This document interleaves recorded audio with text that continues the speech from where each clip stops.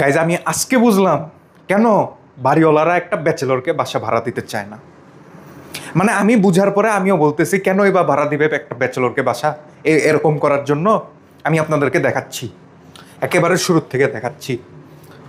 Like রুমে ঢুকতেই একটা চেয়ার, এই যে লাগেজ, জুতার কারখানা। বাহ, জুতা বেচবে রুমের মধ্যে, জুতার কারখানা। এটা খাট নাকি অন্য কিছু? খাটের মধ্যে প্যান্ট, গামছা, তাওয়াল যা আছে, চাইঙ্গা মাঙ্গা যা আছে সব বেগুন থই দিয়ে যায় না। মানে খাটে মাঞ্জে শোয় আর খাটের উপরে সব জামা কাপড় ছড়ায় সিটা রেখে দিচ্ছে। এই যে লাগেজ 6 মাস ধরে রুমের মধ্যে উঠছে, এই লাগেজটা পর্যন্ত সরাইতে পারে নাই এই 6 মাসের মধ্যে। আর 6 মাসে তো মনে হয় না যে ফ্লোর একবারও ঝাড়ু বা মুছছে। আমি যদি আর একটু ঘুরে এই যে আপনাদেরকে টেবিলটা দেখাই, মানে এটা কি ডাস্টবিন? এটা ডাস্টবিন? এগুলা কি?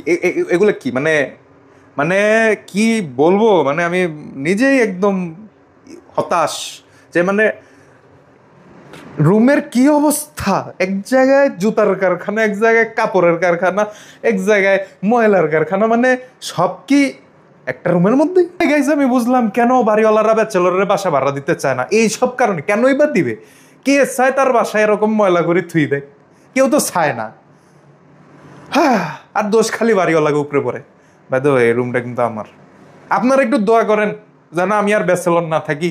এই ব্যাচেলর থেকে আমার রুমের এই অবস্থা হয়ে গেছে। আর আজ যদি ব্যাচেলর না থাকতাম আমার রুমটা বেগুন একদম সুন্দর থাকতো, টসটসা থাকতো। সবাই দোয়া করেন, কমেন্টে সবাই আমিন লিখে যান। Love you two.